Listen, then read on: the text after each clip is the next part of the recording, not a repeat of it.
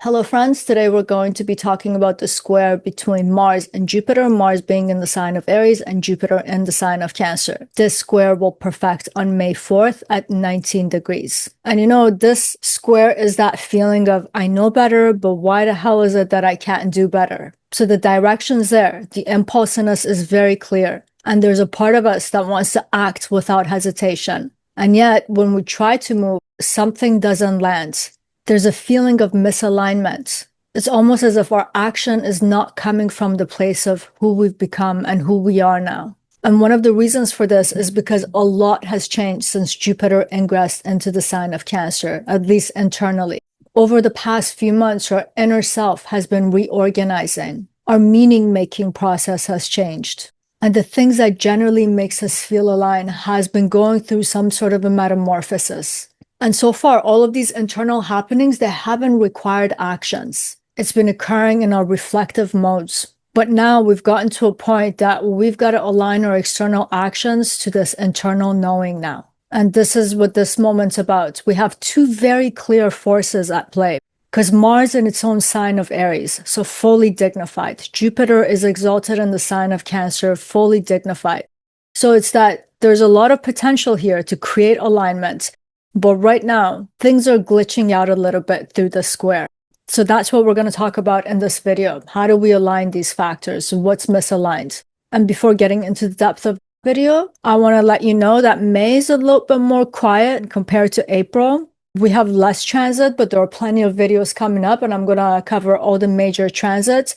And if you want to catch those videos, please do subscribe and press that notification bell so YouTube sends you a notification when those videos are released. And now, without further ado, let's get into the depth of this video. And as usual, I'm going to go through the layers so that where you're standing, where you're sitting, you'll know how we're making these interpretations. And you'll know how to connect it to your charts, where these placements are, and how to look at them in a way that's more personalized to you.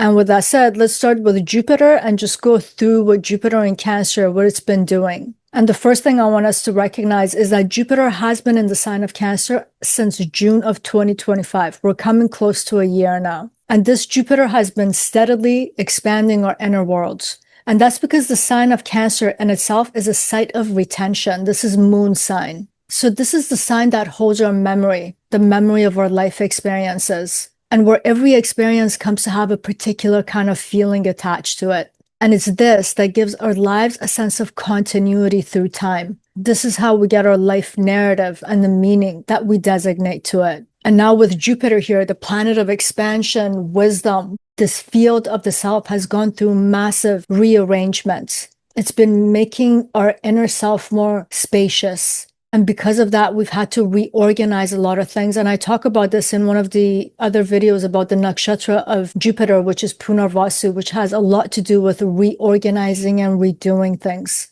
And the sign of Cancer, because it's a water sign, it has a lot of depth. So Jupiter has been expanding our depth. And at the same time, because it's exalted, it's making it more coherent. If you pay attention, what Jupiter has been doing, it's been reshaping how we designate meaning. The things that used to have a set of meaning in the past, they have changed. So in a lot of ways, Jupiter has been rewriting our personal narrative in a way that's more auspicious, benefic.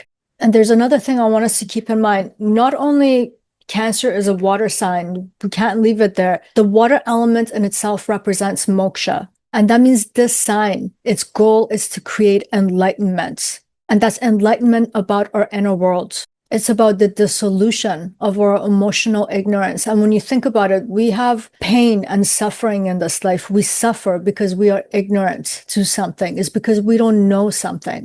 And with having Jupiter here, not only Jupiter has been expanding this area of life, the interiority, but it's been also showing us what our higher truth is, because this is a planet of wisdom and knowledge. And it's exactly these two components that can liberate us.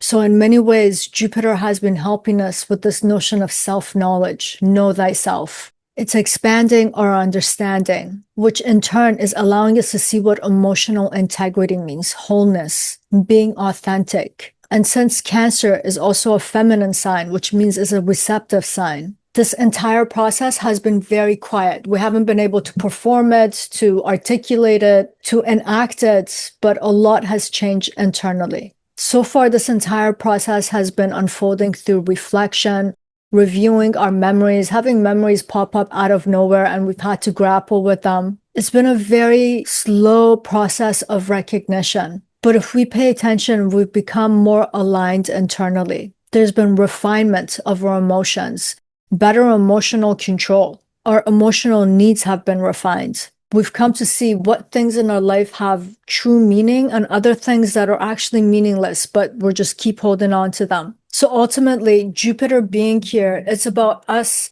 having a very good understanding about our own internal processing, which is allowing us to suffer less in the long term of life. But there's another component to being human.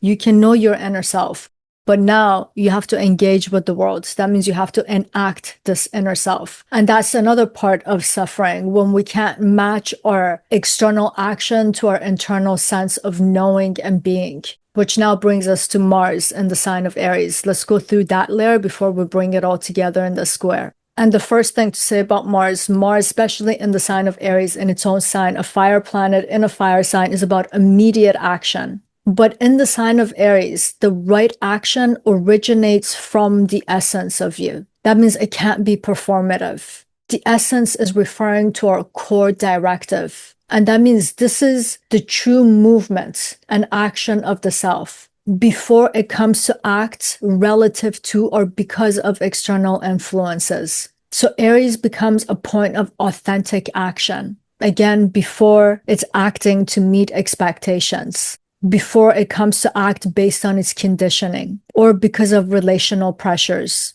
This is like a child, you look at them, the way that they're acting is because that's how they feel internally. They're not constantly modifying it. But as we mature and we gain more knowledge and wisdom, we can't act like a child.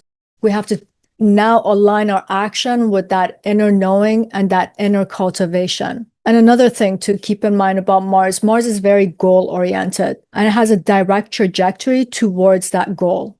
And it does all of this without a second thought or hesitation. So Mars is very resolute, especially in its own sign of Aries. And another thing to keep in mind, this is a fire sign, right? Fire lights things up. So we're supposed to know the path ahead of us. It's giving us a power of discernment that's about knowing because you can see it. And this is another factor that should contribute to how we act and what we're acting towards. We should have a clear goal in mind. And there's another component about it being a fire sign.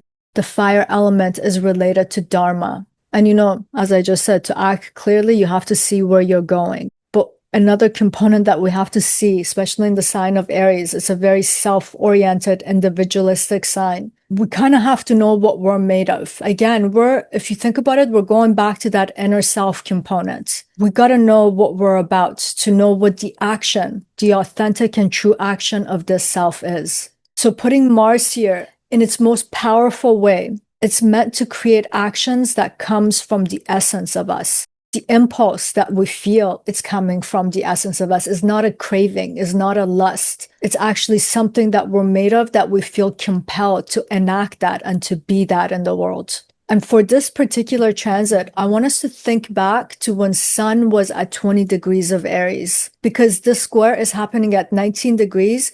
And at 20 degrees, Mars and Jupiter are still in very close and an intimate dialogue, which is the exaltation degree of the Sun. And just to refresh your memory, that Sun's exaltation at 20 degrees was on April 10th. In that same moment that Sun is at its exaltation degree at 20 degrees, that was the same moment when Mars entered into the sign of Aries. In that moment, Sun, as the principle of consciousness, was showing us what our true essence was about. And having Saturn present there and having the rest of the configuration, it might not have come through like, oh, I'm sitting here so comfortably and I can see myself.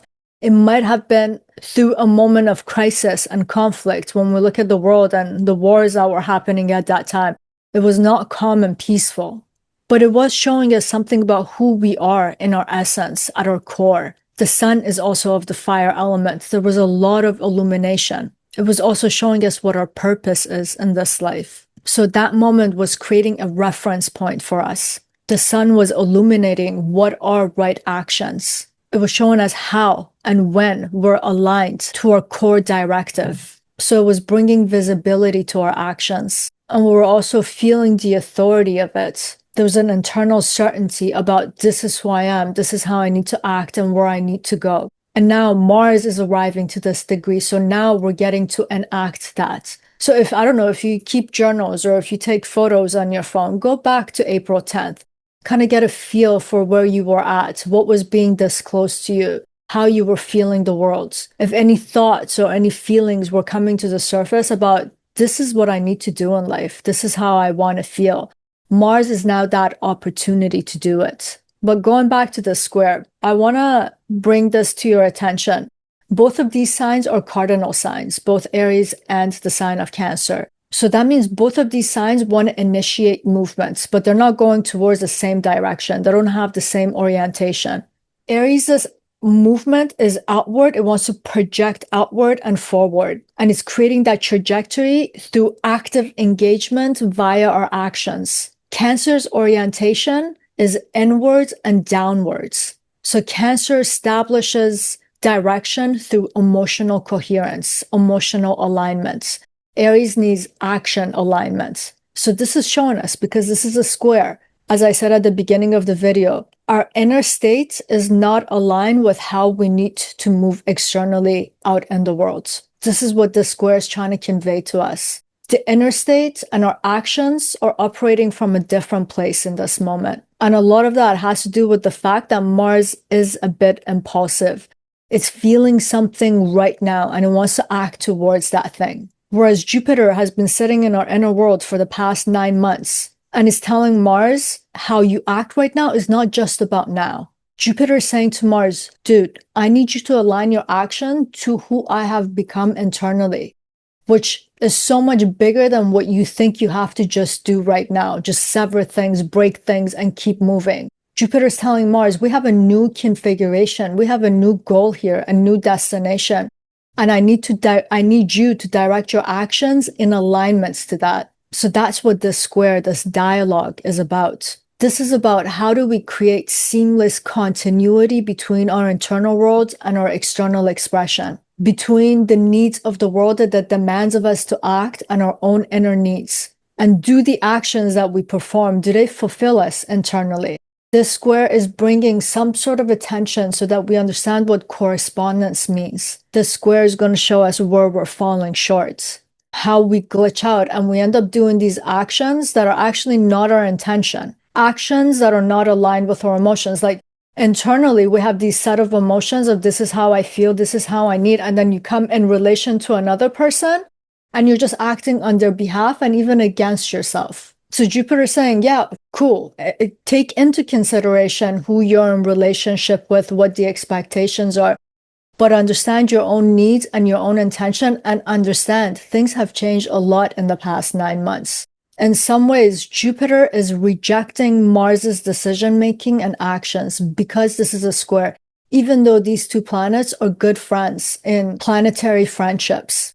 Jupiter is not agreeing with Mars and how it wants to proceed, the Mars within us. But the rejection of Jupiter, the way that we should see this right now, whether if we are externally rejected or we're feeling that inner rejection, it should just be a set of information. We should see it as immediate feedback because we're going to act and we're going to see a quick response to it. And that could be, again, externally, there is some glitchiness, or internally, we just feel very misaligned and misplaced. It's almost like a feeling of self-betrayal. And we're supposed to experience this because we're supposed to see the gap between how much we've grown and how much our actions are still kind of immature relative to our internal growth. And as I said again at the beginning, we don't always act based on what we know. No, I do say when we know better, we do better, but that kind of knowing that I'm talking about has become so entrenched in you that is part of your essence. That's who you are now. You can act it out without a second thought. It's just first nature to you. But it takes a while. We have to go through these glitchy stages until we get to that seamless continuity of the inner self and its sense and its external actions. So what we're talking about right now is action. Our action creates a certain contact. We get a response and we're forced to adjust ourselves. It's making our misalignments visible to us. And the way that it's doing that is by us seeing immediate consequences. So like all squares, this one is meant to create some sort of a friction for us. But it's showing us like you're acting towards who you were. Though you're acting towards your previous vision. We actually have a new vision ahead of us now. These are not the right actions. And we're actually getting to see how much we have grown in the past 9 months. This is what Jupiter wants to bring to our viewpoints right now. Now, I want to add another layer to our analysis by bringing in the Nakshatras where these two planets are sitting in. And the Nakshatras are like the backdrops to the planets. They are the lunar mansions. There's a stellar system. In some ways, they are even above the planets. We could even say they rule the planets. So they have tremendous amount of influence on the planets when they are sitting in that lunar mansion or nakshatra. And currently, Mars is moving through the nakshatra of Revati. And this is the final nakshatra in the nakshatra system. And because it is the last nakshatra, it's telling us that we've gotten to an end of a cycle. So it's saying something about points of completion. We have reached the edge of one threshold and we have to leap over this threshold to get into another sphere or into another cycle of life. And another thing about this nakshatra is that its deity is called Pushan. His name is Pushan. And Pushan is a guide. He's kind of like a psychopomp because when you die in this life, for example, he's the one who guides your soul into the next life, into the next phase or cycle. But he's also a guide to travelers. Like if you're lost, you're supposed to pray to Pushan. If you lose your keys, you pray to Pushan because he will show you the way. He's the pathfinder. He's the god that pulls the sun. He's the chariot guy who's pulling the sun across the sky, showing us the path of light. He's also the protector of travelers, ensuring safe travels. He's a shepherd because he's a herder. He has goats and cows and he herds animals. His role in general is taking us from one place to another place. And this is a very sweet nakshatra, is a mridu, is a soft nakshatra. So it does everything very gently. He's ensuring that things that cross a threshold, that they come out of the other end intact. And there's intelligence in this nakshatra because he's showing you the way. That means he knows something. He can help you solve your problems along the way. And Mars right now wants to move very swiftly and quickly. So yeah, we can choose a direction, but it's not necessarily the right direction. There could be a lot of confusion about, well, what comes next? And this is exactly where Revati, Pushan, comes to be our guide in this moment. And I want you to pay attention to your own inner voice right now. Take the signs around you, however way it is that you perceive and process yourself in the world. Pay attention to what you're carrying, what you're trying to convey and communicate through your actions. Where are you trying to go? Do things feel clear to you? Do you have a sense of alignment and ease moving forward, or something is glitching out? This is for lack of a better word, the energy of this nakshatra because we are in its field of interaction with Mars. If your sense of direction is coming into question, know that there is something, some higher intelligence and wisdom in the universe that's trying to guide you towards the right direction. Don't dismiss it. Even this nakshatra, even without the aid of Jupiter, is giving us some sort of a message if we're off trajectory, because we'll feel it as inner glitchiness. If there's hesitation in you to act, take a moment, use that Saturn, create that pause and ask yourself, is there a better way of I can do this? Is this absolutely necessary? Is this aligned to who I am right now? Is this action setting me into the right trajectory? Do I have correspondence? And you know, Pushan, because it also represents the light, is one of the sun gods, the original sun gods. He doesn't want us to move forward blindly. He's showing us how the path has been redirected, or we're in a different path.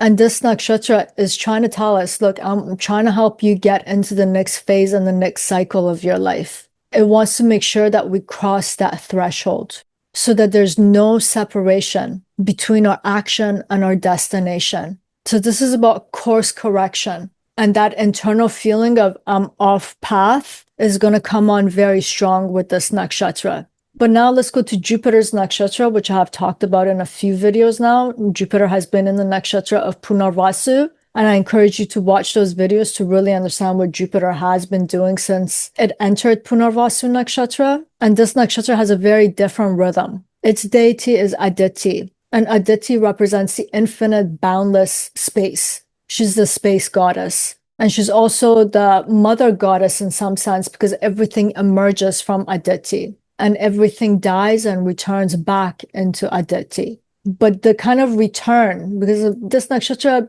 Punarvasu has a lot to do with redoing things. So you do things as like a recycling sign.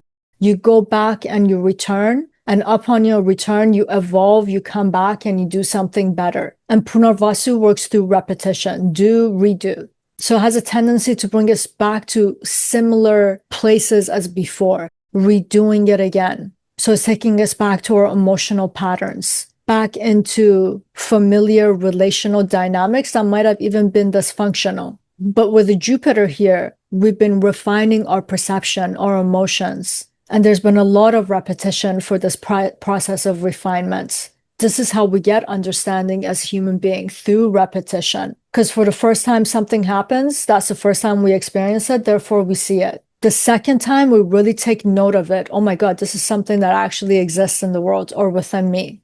Is the third time that we understand it. And through another repetition, the fourth time that we start to understand what it means to master this thing. And it's this repetition that eventually allows us to see where we've been projecting, where we've been self-deceiving, where we've been reacting and being reactive instead of proactive. So Jupiter in Punarvasu has been creating gradual corrections over the past 9 months. And the way it's been doing it is by bringing us back to something over and over again. And Jupiter has been reorganizing our emotional and our psychological landscape. We have a sense of alignment here again because of Jupiter being here. We got a new inner coherence. And even when we take these nakshatras in parallel to each other as a square dialogue between the planets, we can see that Punarvasu is asking us to see more clearly, to evolve, to understand things more precisely, and to correct our perception where we've been off. And Revati at the same time is trying to help us find our corresponding action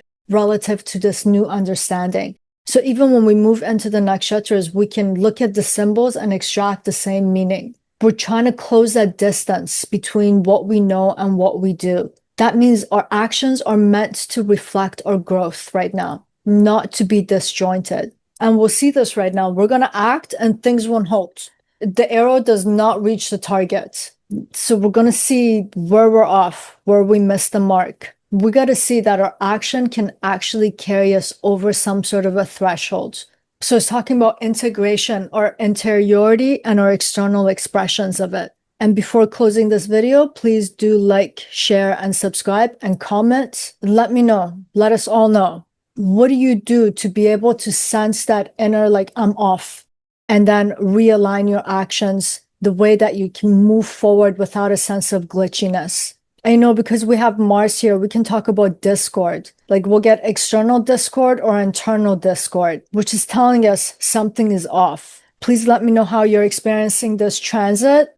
And I think it really helps all of us because we're all going through this in some way as part of our narrative. And to just see that this is a mode and a modality in existence in the universe on this earth right now, it helps all of us to willingly negotiate and grapple with these and understand that it can become a part of our evolution and our growth process. It's important for all of us to be reminded of that and that we're all moving towards some sort of a liberation from some kind of suffering. And this is just another part of that process. And now to conclude this video. One thing I should bring up, we have no more aspects from the sign of Aries to Cancer, like every single planet except the outer planets and the nodes have gone through Aries and made some sort of a connection with Jupiter where they were all square aspects. From here forth, Jupiter is going to receive sextile aspects, and then we're done with all aspects with Jupiter. And then Jupiter is out of the sign of Cancer. So these squares were showing us where there's disjuncture between our external expressions, that forward, outward moving nature of Aries, which is of the masculine principle, and how we have reoriented ourselves internally and have grown in the past 9 months. So all these squares were showing us where we needed correction. And then those sextiles are going to become about integration of our understanding. So however way we act, whatever we come to understand gets integrated into that Jupiter right now too, which is going to carry us forward for another 12 years until it gets back to this point to do the same job again. And we have to realize this moment is about bringing actions into the right proportion and into the right relation, not just to the external world, but to who we've become, how we understand things now. And I want you to take something else in mind. Right now, Jupiter is doing the same thing that Mars was trying to do in 2024 in the sign of Cancer, when Mars was debilitated and stuck in that sign for months. So a lot of the things that Jupiter is doing right now is a correction of that time too. So this dialogue is almost like Jupiter also reminding the Mars within us, the way that we couldn't get through things because we were trying to do it by force in an emotional field. Now Jupiter is saying, look, you went through it. You understand you can't do it that way. Now you have a free license to act exactly from your body, from your presence and your being, but you still have to be aligned to the emotions and your inner world. So back then, there was a lack of clarity in how we could act. There was a disconnect between our impulse to be in the world and to move through it and our emotional truth. Action was having a very hard time just being grounded in something, moving towards something. That Mars in Cancer suffered. We suffered. But now we're positioned differently. Jupiter is telling us your inner world is like this. It's made of this. This is its meaning designation process. This is your mature narrative now. This is what actually holds. And it's asking the Mars within us to act from that place and towards that place. So this moment, if we could put it in one simple phrase, can your actions reflect what you know now? So take this moment to really understand how far you've come, where you are, and how you can move forward where you take the whole and the totality of you forward. And not just in thought and not just in feelings, but in what you're able to do now. And doing it without decoupling yourself from the ways that you need to be to feel aligned. And that's it for today. Sending you much love. Till next time.